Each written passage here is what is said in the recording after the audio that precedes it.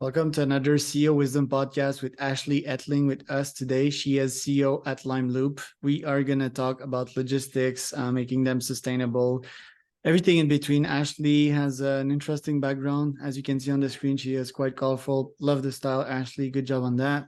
And I also love the simplicity of your house. It's really Marie Kondo-like.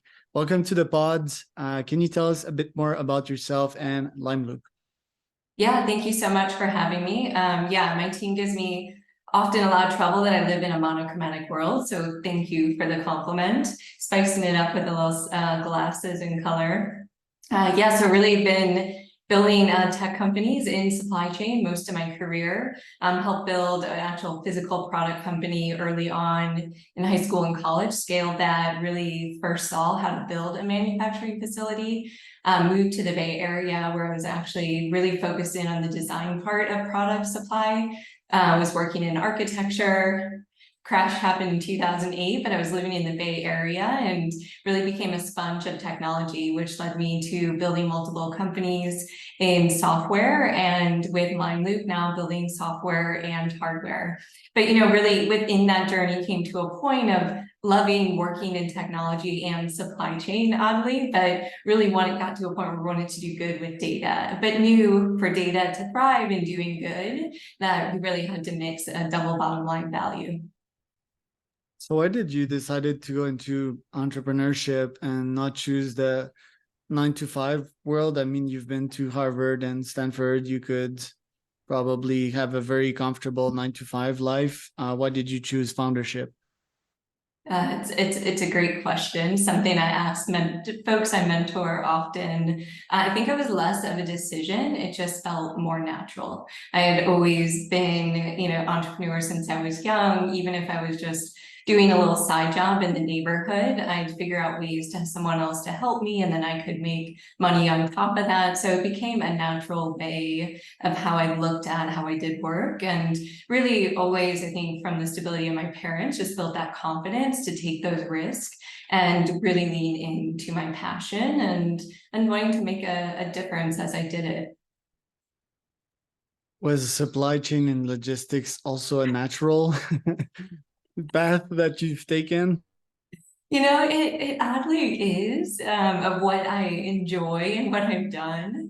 But someone has said, what do you want to do when you grow up? I don't think I'd ever say that I wanted to be in logistics, but when I break it down, I love to solve problems and I love challenges. And when you think about logistics and supply chains, the challenges are never ending, especially if you want to come in and start to reshape it and create more sustainable supply chains. So I always thought I could stay in probably school the rest of my life or be in entrepreneurship and logistics. So it's never boring, always interesting, and always learning. Certainly a useful problem and a hard one at the same time. So I can see on your LinkedIn profile here, the prime boxes are the prime example. They're taking space in your house. You don't really know what to do with them. Seems that there's a lot of inefficiencies there. Then the second classic use case is food delivery apps, which are worse than prime. So much plastic, so much waste, so much UX or industrial designer nightmares when you get these things at the footstep of your house. So how are you helping cracking that one? Yeah, so if you think about it, there's just the whole nother tier of how goods move from the front end of the supply chain. So thinking about a lot of our products are developed usually abroad or in the US. They're moved to warehouses. From warehouses, they're consolidated, and then they're moved to stores or they're moved to people's homes. And then you have the whole reverse logistics now, which is when someone doesn't actually want that object, where those goes and how they move. And then as we think about food, how that starts from the very beginning, how those are moved to where that food is going, what it becomes, and then those individuals.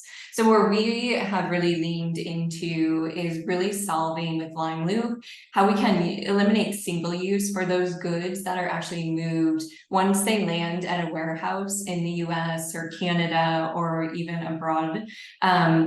how they move from a warehouse to a store. And those are, hundreds of thousands of boxes each month for a lot of these retailers. How we really move, and what happens is they go to the store, they go to the landfill, or they go to be recycled. They can only be recycled a couple times. And retailers are investing, upwards to $2 to $3 in each one of these boxes. So we're thinking not only the waste of, actual resources and transportation and CO2, but also the waste of money within their stream as well. So what are the advantages for an Amazon to use reusable packaging? Yeah, a couple advantages. So one, we always enter with cost savings. So when they're looking at their packaging to package costs, really saving there, or for some brands, even being cost neutral. And then where they start to see additional value is, of course, the environmental impact, which we can all check the box on pretty quickly. But that third one is the additional value add from the technology that we actually embed in the packages. Those are smart sensors that really help retailers gain visibility into their supply chain. Today, they only have a couple points where they can understand scans or maybe carriers when they're moving them, but this actually adds true visibility from the point they enter the warehouse to where they go to the stores, and then actually even understanding when those have been opened. And then for some cold chain companies, temperature monitoring as well, which also reduces waste and when we think about food. So why isn't Amazon using this? Is it because the wear and tear of the packaging? Because if I take from a consumer's perspective, do I really need this Prime box? I could just open, I just received something 10 minutes ago. I could just open the package and give back the packaging straight up to the deliverability, to the deliverability and delivery. I have a problem saying that word. Had a deliverability guy on my pod yesterday.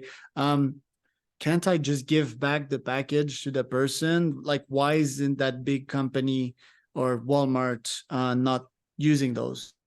Yeah, I would say like the over umbrella is it's just easier to use the system they already have in place and to use single use. And that's the bigger umbrella. But as we go deeper into layers, and especially if you use an example like Amazon, to get to the level they are, those logistics are so sophisticated and optimized for what they do. So the moment you want to introduce something new, there is a point of inflection where you do lose a little bit of time, and then you reintegrate, and then you're back and up and going. So that's where we really have geeked out at Lime Loop about being able to provide a solution to where you don't lose that time, to where you can start reuse, to where you can plan and launch and scale over time and leverage technology. So changes aren't as complicated and they are streamlined. So it only really helps the logistics system over time versus maybe the change not optimizing with the current systems. And,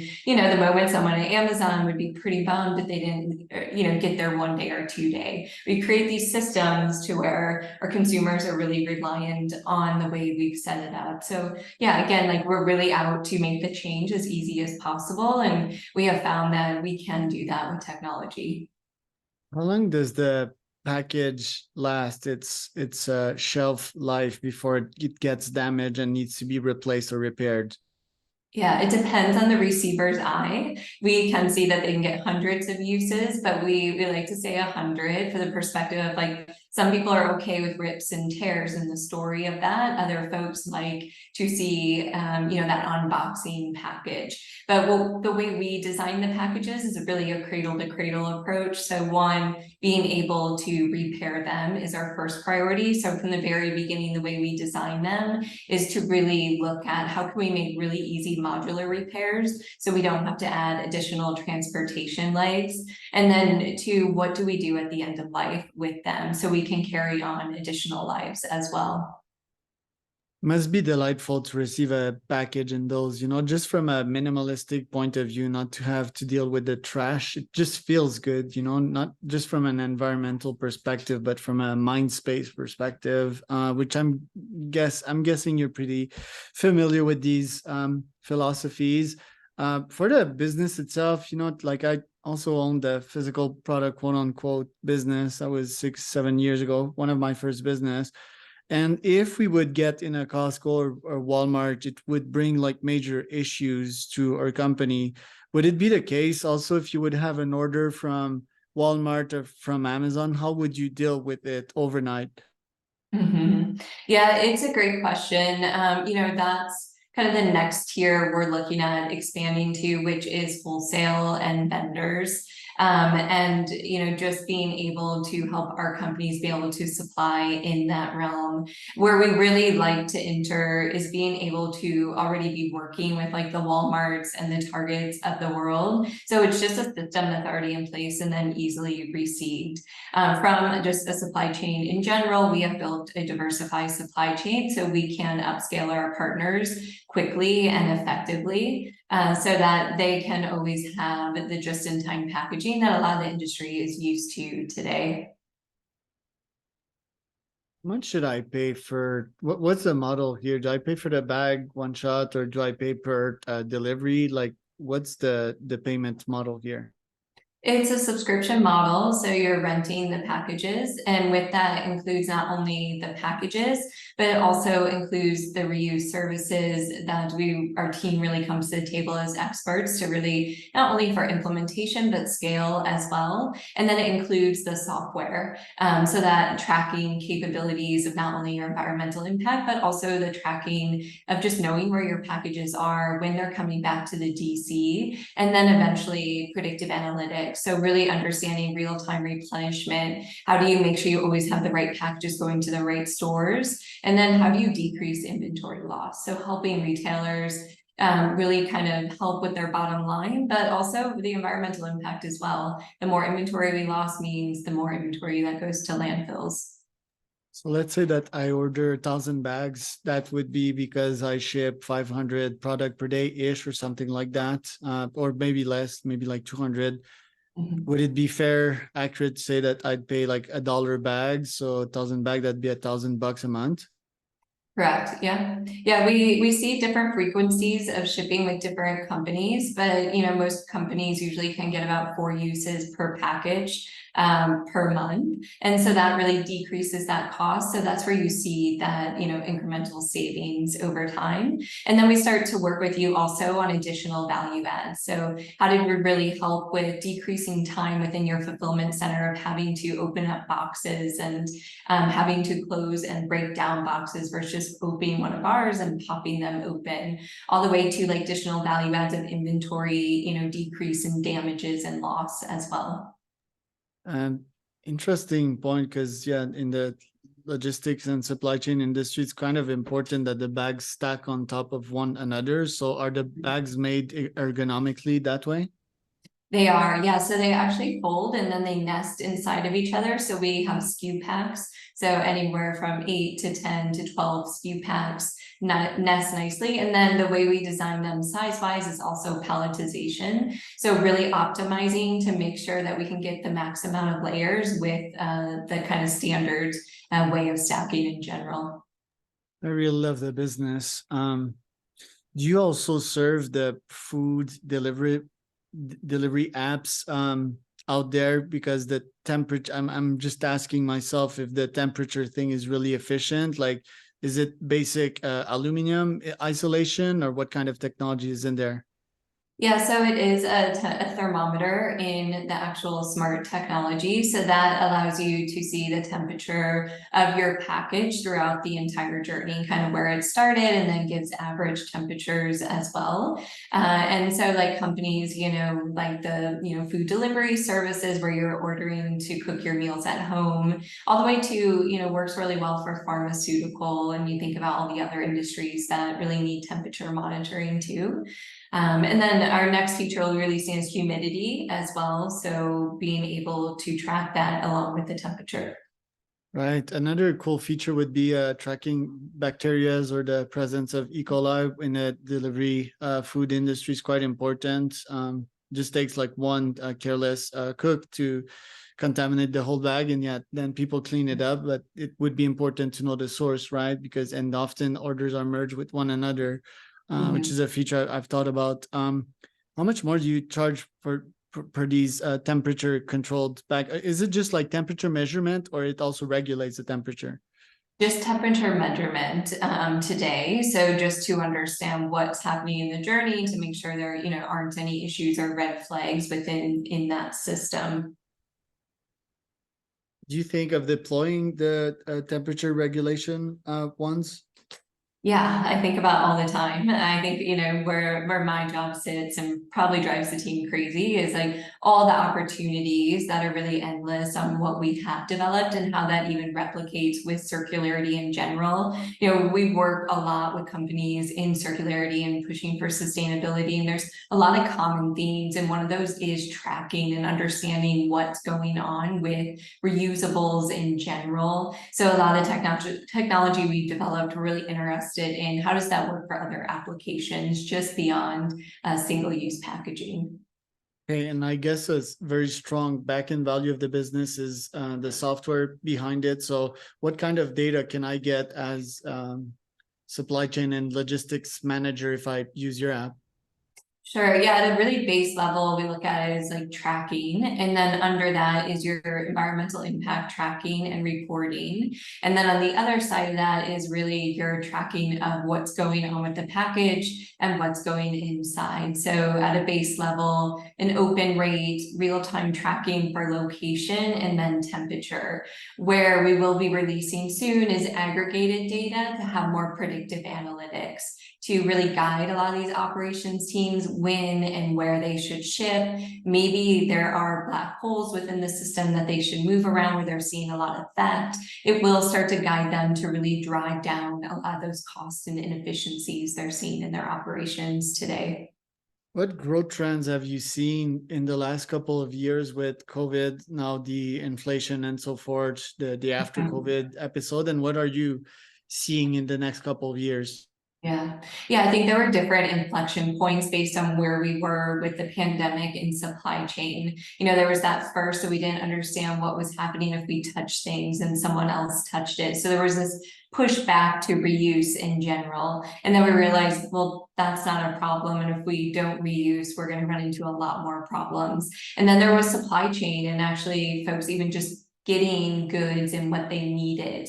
And then with the increase in e-commerce and delivery of goods, a lot of retailers were just going 100 miles per hour. And now as we start to streamline supply chain and understand the importance of reuse for the future, a lot of that has come back to just the basics of looking at our P&Ls, how much we're actually paying for packaging, how much it's gone up over time for those resources. So now folks, when we ask them, how much are you paying for packaging? They're pretty surprised of what they're paying and what that cost is, even as supply chain has regulated. But I think that will always affect how we look at it and do business in general. And then from an environmental standpoint, I think it's just picked up that reuse and circularity is the future. And so a lot of retailers have realized that they've really focused on reducing and recycling, and now they're added importance of reuse and then how they can not only really make an impact, but really, help with their bottom line.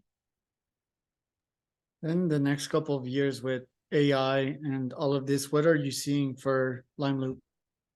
Yeah, I see it in a couple different directions. Where I'm really interested is just the shift of transportation and how we move goods. And today, we do that with trucks and whatnot, but like utilizing AI to optimize a lot of that for transportation, drive down cost, increase efficiencies, and then become really interested in how that starts to feed into different ways of transportation as we do start to look at driving down costs for drone deliveries and robotic deliveries. I've been walking in the neighborhood I'm in on campus a lot. They're doing food delivery with robots. So I think AI will continue to really boost a lot of those new transportation systems, which really optimize reverse logistics and reuse in general. Because at the end of the day, the more we can make change convenient and economical, that's where we'll start to see bigger change in reuse in general.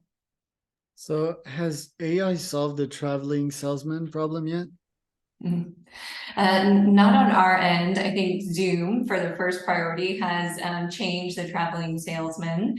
At least the like getting deep into conversations and what we both do.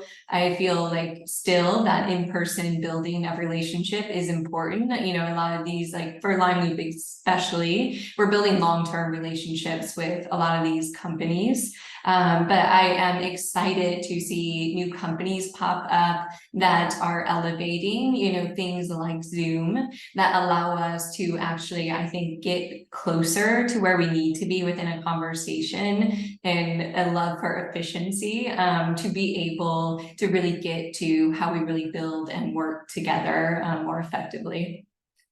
You're also a mentor. I believe it's called All Race. I love the name. What do you tell young entrepreneurs, and specifically young females entrepreneurs that are starting out nowadays? Yeah, it's always interesting. The advice I give is probably advice that I need to take more often. I think the biggest challenge when you are building a company is there's so many different directions you can go and it's so new. So the importance of simplification and focus is so key. So you can get to the core of what you're building and then build that foundation and then continue to scale from there. But it is so challenging to do. And then just the, you know, the pure perseverance of each day of like a passion that this is where your drive is and this is what you want to do. None of us got into it for easy work. We're solving big problems. Innovation always takes time. So with that is like keeping an eye on that bigger picture while you're in the nitty-gritty thinking, what am I doing? I'd have to ask you what's up for Ashley in the next 3 years, and I'd have to follow up with you in 3 years from now. Mhm. What would it be? Yeah, I think we would be saying that all retailers are moving their goods from warehouse to store in reusable packaging.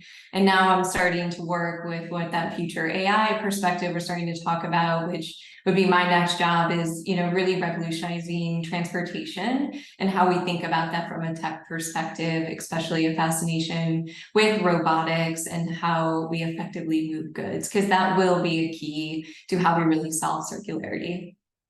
Love it. Where can people find out more about you, Ashley, and Lime Loop? Yeah, so at www.thelimeloop.com, and then we're on all social media channels, and definitely, you know, reach out to us at info@thelimeloop.com.